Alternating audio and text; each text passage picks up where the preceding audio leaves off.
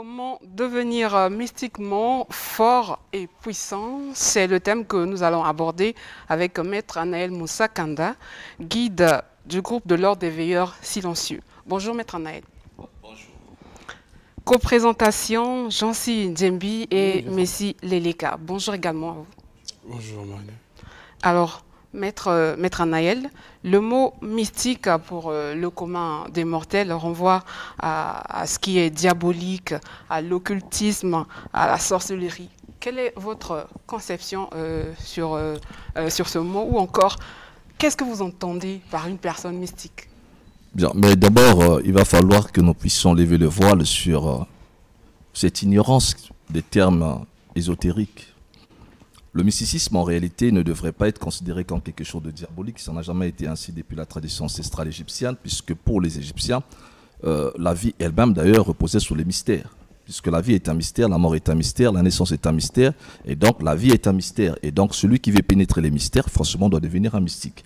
Maintenant, la définition la plus simple qu'on peut donner sur le mysticisme, c'est que la voie mystique, c'est le désir de connaître Dieu à la fois à l'intérieur de soi-même et aussi à l'extérieur de soi, mais de façon pratique et expérimentale. C'est-à-dire qu'on ne peut pas devenir mystique si on n'a pas fait des expériences.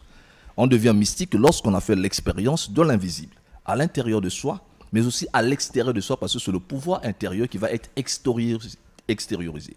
Voilà pourquoi, lorsque tu as fait cette expérience intérieure de la connaissance des lois divines à l'intérieur de toi, parce que Dieu ne se trouve pas à l'extérieur de nous, Dieu se trouve à l'intérieur de nous, donc dans les régions intérieures, dans les régions infinies.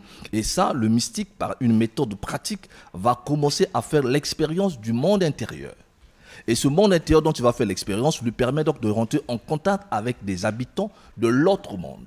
Donc il devient mystique, pourquoi? Parce qu'il a la possibilité de communiquer avec les êtres de l'autre côté, et il a aussi la possibilité de pouvoir extérioriser vers le monde objectif les informations reçues de l'autre côté.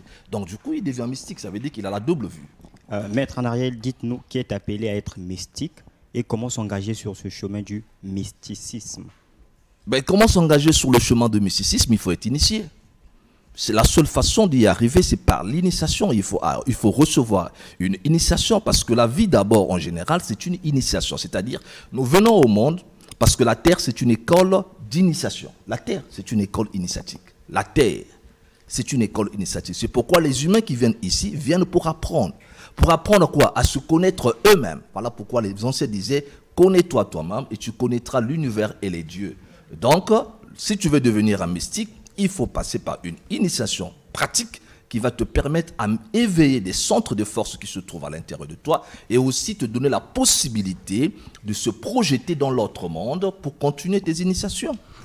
Maître Anaël, en s'appuyant sur le thème être mystiquement fort et puissant pour bien vivre, pensez-vous qu'il existe une interdépendance entre la puissance et la force dans un cadre spirituel? L'interdépendance entre la puissance et la force, je dis oui. Parce que la connaissance sans le pouvoir est une plaisanterie. Vouloir dire que je connais et ne pas manifester la puissance ou le pouvoir, c'est de la plaisanterie, c'est de la comédie. Parce que le problème, c'est qu'il faut comprendre que nous sommes sur ce qu'on appelle Malhout, c'est-à-dire la terre. Et la Terre a une réalité qui est différente des autres réalités. Ici, nous sommes ce qu'on appelle le rapport de force, c'est-à-dire que tu ne peux pas vivre sur la Terre si tu n'es pas fort. Depuis l'histoire de l'humanité, ceux qui règnent sur Terre, ce sont ceux qui sont forts.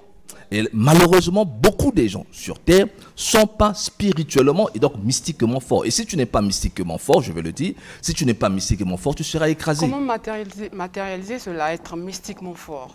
Mais c'est pourquoi je vous ai dit qu'il y a un entraînement spécifique qu'il faut recevoir pour pouvoir éveiller les centres de force qui se trouvent à l'intérieur de nous.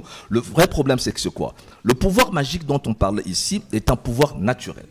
Parce que l'infini, le cosmos qui est Dieu, sait que l'être humain en venant dans le monde va vivre dans un monde qui est limité, qui est fini. Et dans ce monde qui est limité, il lui a donné un pouvoir infini qui se trouve à l'intérieur de lui.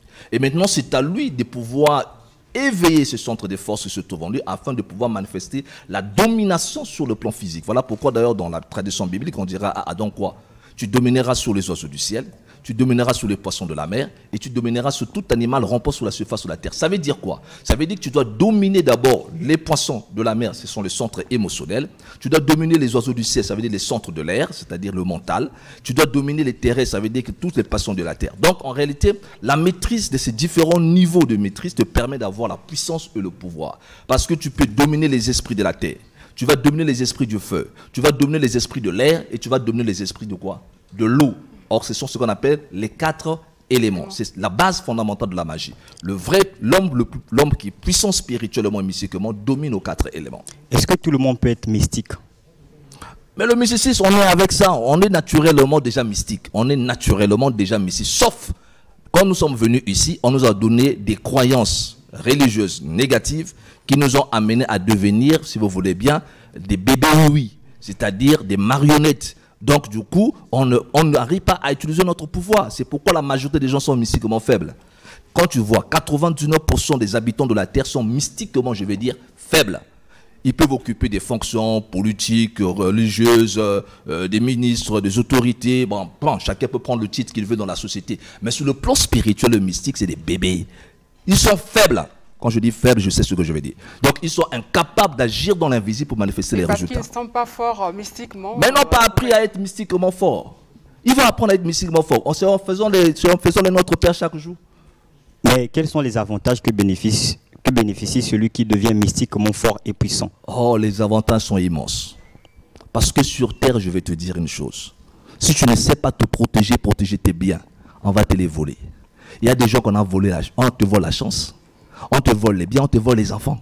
Ça dit que tu viens de mettre au monde un enfant, on te vole l'enfant. Et tu ne vois rien. L'enfant pas. Il y a un monsieur qui est venu me voir à peine hier. Jusqu'à aujourd'hui, chaque fois qu'il trouve une femme, la femme est enceinte. Après quelques temps après, forcément il y a des morts-nés. Il en a changé au moins 4. Le monsieur est fatigué. Je lui ai dit, on te vole des enfants. Pourquoi? Parce que tu n'es pas mystiquement fort. Quand tu es mystiquement fort, personne ne peut venir prendre tes enfants à la maison. Parce que quand tu dors, tu vois toute la parcelle. Tu comprends ça? Autre avantage en dehors de mais avantage, je ne peux pas tout énumérer parce que la capacité d'être mystiquement fort. Une personne mystiquement fort et quand tu es mystiquement fort et puissant, tu vis bien, tu vis heureux, c'est ce que vous disiez. Oui, bien sûr, on vit bien parce que, bien évidemment, l'enfer c'est les autres. L'enfer c'est les autres. C'est pas qu'il y a des démons. D'abord l'enfer, mais il y a des démons. Mais les démons là, ce sont lesquels? Ce sont des êtres humains non réalisés. Donc l'enfer c'est les autres. S'il y a des gens qui vont te faire souffrir, ce sont les autres. Laissez Satan tranquille. Voilà le masque de la religion. C'est qu'on a caché la vérité aux gens. Le vrai problème c'est que l'enfer c'est les autres. Parce que les êtres humains que tu vois autour de toi vivent dans l'envie. Et quand quelqu'un est envieux, ça veut dire quoi? C'est la haine du bien de l'autre. Donc dès que tu as un petit bien, mais l'autre t'envie. Et s'il a la possibilité de te voler ce bien mystiquement, il va faire quoi?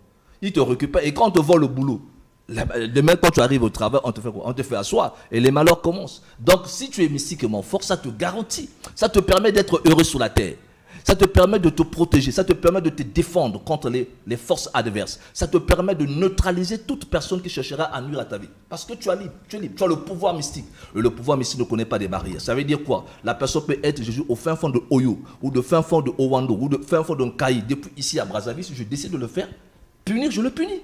C'est ça la force mystique. À ce moment-là, sauf que tu n'as pas le droit de le faire à n'importe qui. Il faut qu'il y ait une vraie raison pour punir la personne. À ce moment-là, on n'aura plus besoin d'aller voir Maître Anaël, par exemple.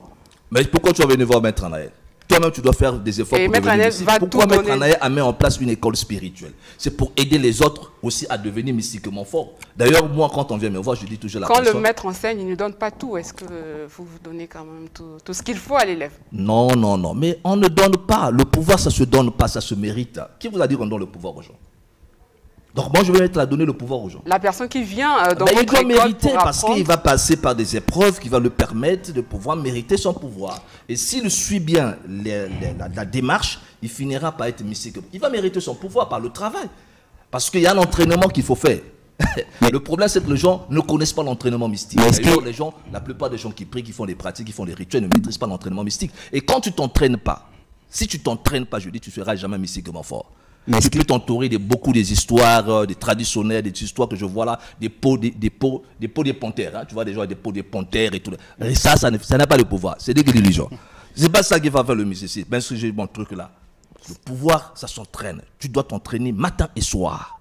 pour réveiller ce qu'on appelle le kundu, c'est-à-dire l'énergie vitale. Ça, c'est juste pour influencer, apparemment. Non, c'est pas pour influencer, c'est l'expression de notre pouvoir intérieur. Ça veut dire quoi? Si moi je prends et je mets sur moi la peau de panthère, ça veut dire que j'ai la capacité de me transformer en panthère. Et donc quand tu vois le panthère physique, là, ça veut dire que le maître est capable de le faire. Il y a beaucoup de gens qui portent des peaux de panthère ici, tradition africaine, et ils sont éco, mais ils ne peuvent pas se transformer en panthère. Donc ce sont des illusions. C'est une illusion simplement. Ils n'ont pas compris la tradition des ancêtres. Parce que les ancêtres, quand ils parlaient de totémisme, en fait, c'est parce qu'ils avaient la capacité de prendre ces formes de totem. S'il met la plume de l'aigle sur lui, ça veut dire qu'il est capable de devenir un aigle. Ce n'est pas des fantaisies, c'est la pratique, et elle est vraie. Ça veut dire que moi, je ne peux pas mettre quelque chose que je ne suis pas capable d'exprimer. Si je mets quelque chose sur moi physiquement, ça veut dire que je suis capable de le faire mystiquement. Mais est-ce qu'il y a des dimensions dans ce monde du mysticisme? Le monde, c'est la dimension. Nous vivons dans un monde à 3 dimensions. Des grands mystiques. Certainement, il y a des oui, la base du mystique commence par la maîtrise de la 4e dimension. C'est-à-dire que quand tu maîtrises la 4e dimension, que tu deviens mystique. Mais qu'est-ce qui fait la particularité de la 4e dimension, maître? Ce sont des mystères. Ce sont des mystères. Même si je te mets à te l'expliquer, tu ne vas pas comprendre. Parce qu'il faut que je t'amène là-bas pour que tu comprennes ce que c'est que la 4e dimension. Mais n'y a-t-il pas de possibilité? La particularité de la 4e dimension, c'est que c'est quoi? Tout ce que tu désires se manifeste à l'instant T. Et parce qu'il n'y a pas le temps et l'espace. Ce qui fait que nous soyons faibles ici, c'est parce que nous sommes limités dans le temps et dans l'espace. Ça veut dire quoi? Si tout à l'heure tu as le désir de pouvoir manger, ou bien encore boire, ou encore avoir une voiture tout de suite, ça va pas apparaître. Ça va te prendre du temps pour manifester ça. Dans l'invisible, si tu penses à la voiture apparaît aussitôt. Mais maître, on dit que... Maître Anaël devrait normalement avoir peut-être une vingtaine de voitures. Qu'est-ce que je vais en faire? Ce sont des illusions, les voitures. C'est encore des erreurs. Les erreurs. Sous la terre, vous vivez dans l'illusion. Les voitures, c'est des illusions. Dans l'invisible, tu peux manifester tant de voitures que tu veux. Tant de voitures que tu veux. C'est que tu as tout. Mais sur la terre, on est privé. C'est pourquoi ici, quand on a une voiture, on devient orgueilleux. Donc ça veut dire que vous avez une voiture invisible. Pardon? Vous avez une voiture invisible. Quand tu as invisible, tu as tout. Donc ce que tu as sur la terre là, c'est des illusions. Les maisons que tu vois là, les voitures, ça là c'est des illusions. Voilà pourquoi les gens qui on trouve difficilement ici, dès qu'il en a, ils deviennent orgueilleux. Pourquoi ils deviennent orgueilleux? Parce qu'ils trouvent que c'est extraordinaire. Dans l'invisible, ces choses là, c'est des petites choses de rien du tout. Parce que dans le plan Maître Anaël a des maisons, des voitures. Mais qu'est-ce que je veux faire avec ça? Non, qu'est-ce que je veux faire avec ça? Ce sont des charges. C'est des fardeaux. Vous cherchez, regarde, les gens cherchent le bonheur à l'extérieur d'eux, lorsque le bonheur se trouve à l'intérieur. Vous en avez dans l'invisible, voilà pourquoi physiquement vous ne cherchez pas. Vous savez, j'ai fait des efforts pour devenir humain. Sinon, vous étiez... Non, je dis j'ai fait des efforts pour devenir humain. Parce que quand j'ai trop travaillé, je me suis élevé à un niveau de spiritualisation tel que tout ce qui est physique et matériel ne me disait absolument rien parce que j'avais vu tout dans l'invisible. Donc il a fallu des efforts pour que j'arrive à causer avec vous maintenant. Là, j'ai fait des efforts. Mais, Maître Anaël, on dit très souvent que le résultat, c'est, comment dire déjà, le résultat, c'est la conséquence de la réaction.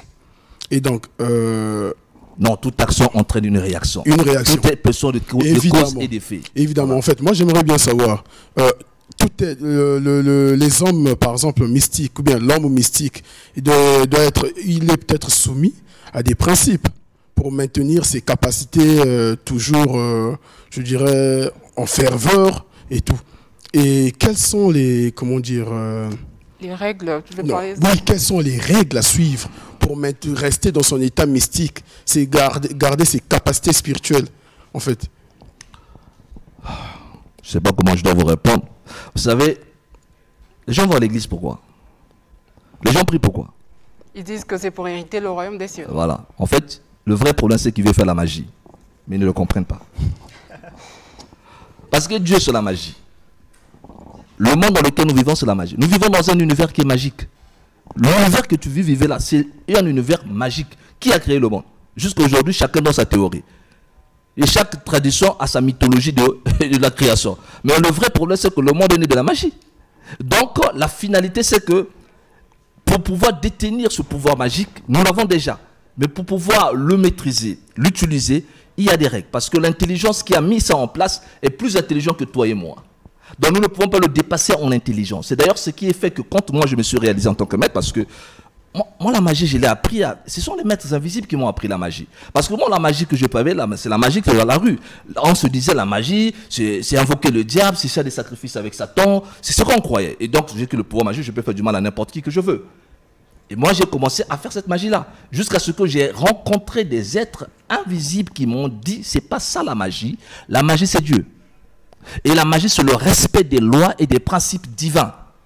C'est pourquoi si quelqu'un veut avoir le pouvoir, un grand pouvoir sans respecter les lois divines, ça va le contourner. C'est-à-dire, tu vas voler la puissance divine pour avoir simplement une voiture. Ça n'a pas de raison. Il faut d'abord que tu arrives à maîtriser le pouvoir lui-même et les règles de vie, parce que cette magie a pour but de créer l'harmonie. C'est pour garantir la paix dans la société. C'est pour punir les malfaiteurs. C'est-à-dire que je peux utiliser ma magie pour punir les vampires sorciers. Oui, si j'ai un sorcier qui t'embête, moi je le détruis. Mais toi, je ne peux pas te détruire parce que toi, tu es un innocent. Si je te détruis avec ma magie, moi je serai puni. Vous comprenez? Donc c'est un pouvoir, c'est une arme, c'est un savoir. C'est comme quelqu'un qui est parti, qui a fait l'armée et qui a son arme. L'arme qu'on lui a donnée, c'est un pouvoir magique. Qui lui permet de faire quoi? Mais de protéger les faibles. Maintenant, s'il prend cette arme pour pouvoir agresser les gens, il fait le contraire de la loi. Donc la magie n'est pas négative, elle est neutre. Et donc il y a des règles pour pouvoir te permettre de bien s'en servir. Et parmi les règles, c'est la sagesse. Parce que le mage doit être sage. Et quand tu n'es pas sage, tu deviens quoi? Tu deviens fou. C'est pourquoi ceux qui n'ont pas maîtrisé la magie sont des fous. Maître, on avait dit que celui qui est mystiquement fort et puissant, doit-il prier, jeûner ou encore méditer? Tu vas faire quoi avec les jeunes? Ce sont des grèves de faim. On va voir des gens qui font des jeûnes là. C'est des grèves de faim, ils ne connaissent pas le vrai jeûne. Le vrai jeûne, je vais te le dire. Tu dois faire juste une journée à ne pas penser mal à quelqu'un, à ne pas ressentir le mal. Si tu réussis ça, tu as fait le vrai jeûne. Le reste là, c'est le corps. Tu as fait souffrir ton corps pour rien. Donc, peut-être de parler en termes de la conduite de la personne qui est mystiquement fort et puissant. Je dis ceci. Quelle est la conduite, quelle devrait être la conduite de cette personne? Mais la conduite, c'est quoi? C'est qu'il doit simplement avoir la sagesse, c'est la connaissance. Parce qu'il n'y a que deux choses, l'amour et la connaissance. Tu dois avoir la connaissance pour avoir l'amour. Et si tu as la connaissance et l'amour, ça veut dire que tu sauras comment utiliser ta force magique. Mais je vais dire ceci, c'est que tu ne peux pas vivre sur terre si tu n'es pas mystiquement fort et puissant. Si tu n'es pas fort, mystiquement et puissant, on va t'écraser. On va te voler tout ce que tu as. Et tu ne verras rien de clair sur cette terre. Parce que la terre, c'est autre chose. Si vous avez vu le Maître Jésus, le Maître Jésus, fils de Dieu, il s'est retrouvé à la fin où? Sur la croix, on l'a chipoté. Ça veut dire que les terriens ne jouent pas. Ils sont méchants comme tu ne peux pas imaginer. Donc il faut avoir le pouvoir. Parce que quand tu as le pouvoir, si quelqu'un commence à s'amuser avec toi, tu es libre. Parce qu'il y a le libre arbitre. Si tu trouves que tu ne peux pas encore continuer à te maîtriser, tu dis je finis avec lui, la prochaine incarnation, je vais payer les fautes. Il y a une question d'un téléspectateur, parce que vous aviez dit que tout homme naît mystique, mais il faille intégrer peut-être une école initiatique pour développer ses capacités. Alors, ce téléspectateur dit comment vous expliquez le fait que une personne qui est mystique, sans avoir été dans une école initiatique, arrive quand même à contrer les gens mal intentionnés qui lui voudront certainement du mal. Je vais dire déjà que il faut savoir que ce n'est pas l'école initiatique qui te donne le pouvoir. Nous naissons tous avec le pouvoir magique et mystique. Et il y a des gens, évidemment, qui, dans leur vie antérieure, ont déjà atteint un certain niveau de développement de puissance. Au-delà de ça, nous avons des êtres invisibles qui sont avec nous, qui nous assistent. Donc, les âmes qui viennent sur terre sont protégées par des êtres de lumière. Il y a des êtres qui te protègent. Maintenant, au-delà de ça, quelqu'un qui n'a pas été dans une véritable école initiatique ne peut pas avoir une vraie maîtrise de son pouvoir parce qu'il va utiliser ça de façon hasardeuse. Donc, pour avoir une parfaite maîtrise, bien entendu, il faut être assis au pied d'un maître aguerri qui va te montrer les techniques et les méthodes appropriées pour te permettre d'acquérir la maîtrise. Un maître aguerri. Aguerri, qui connaît l'expérience. Parce que si ce n'est pas le cas, tu vas faire du n'importe quoi. D'ailleurs, beaucoup de gens font du n'importe quoi. Tu peux commencer par la tête, tandis qu'on commence par le bas. Et toi, tu vas aller plus loin. Donc, tu ne sais pas ce que tu vas faire. Et c'est ça qui crée le désordre et le chaos. Ben, Maître Naël, pensez-vous que Satan soit un être mystiquement fort et puissant? Satan n'a jamais existé, sinon que dans la tête des chrétiens. Mais vous avez parlé de Satan dans... Non. Satan n'a jamais existé, sinon que dans la tête des chrétiens. Ça veut dire que si Satan était réel, j'allais dormir avec lui. Moi, Anaël. Et le monde entier m'écoute. Si quelqu'un conteste, il peut appeler. Après, on va se faire face à face avec lui. Il va me dire où Satan se trouve et moi je lui démontrerai qu'est-ce que je dis. Donc si on comprend... Si Satan était réel, Satan s'il était réel, Lucifer s'il était réel, moi je l'ai invité chez moi à la maison. Tu comprends? Donc si Ah, c'est c'est juste comme ça, il faut qu'on arrête. À un moment, il faut qu'on arrête avec des histoires de vieilles femmes à dormir debout. Vous devrez l'inviter certainement parce que c'est l'ange de lumière. Pardon? Vous devrez l'inviter parce que c'est l'ange de lumière. Non, mais parce que je cause avec des démons. Donc, et je cause avec des anges. Donc en quelque sorte, les démons ne sont pas des êtres malfaisants, comme on le dit très souvent. Mais toi, si tu es un démon, tu es à la fois un démon et un ange. Si je te provoque tout de suite, tu peux même me tuer. Si tu n'as pas la maîtrise de toi-même. Alors nous portons tous en nous, le démon en nous et l'ange en nous. Nous sommes une dualité des lettres. Dès que Maître Anaël est là, je suis un ange, mais je suis aussi un démon. Je peux prendre ma magie, ma magie de lumière, je fais que du bien. Mais le jour où je vais perdre la maîtrise, j'utilise la même force pour détruire. Et là, vous devenez Satan. Non, je ne deviendrai pas Satan. Vous avez parlé de l'école initiatique, la vraie école initiatique. Donc pour ceux qui voudrions apprendre encore, devenir mystiquement fort et puissant, ils doivent choisir une vraie école. L'école, la vraie école, ça peut être votre école. Je ne sais pas. Ils doivent interroger leur cœur. Si leur cœur dit allez-y voir votre ben, ils n'ont qu'à venir me voir. C'est pas moi qui va dire que je suis la meilleure école. C'est à eux quand ils vont venir de dire, c'est à mes disciples, à ceux que j'encadre de dire que nous sommes dans la meilleure école chez Maître Anaël. Alors que doivent faire donc ces personnes-là pour vous contacter? Bien, je réponds. D'abord, avant que je puisse donner mon numéro de téléphone, le seul conseil que je vais te dire, le fort ne triomphe que par contraste avec la défaillance du faible. La vie appartient à ceux qui sont forts. Et si tu n'es pas mystiquement fort et puissant, quels que soient les titres que tu as, tu es faible. Apprends à devenir mystiquement fort et puissant en venant voir le vénérable grand Maître Anaël. Voici mon numéro téléphonique. Je réponds au 06 692 28 48. 06 692 28 48, c'est mon numéro MTN. Et les 04 473 42 20. 04 473 42 20, c'est mon numéro RTL. Merci beaucoup, Maître Anaël, d'être passé sur ce plateau. Le ministère de la femme est-il scripturaire? Eh bien, c'est le thème du face-à-face. Ne zappez pas, c'est tout de suite.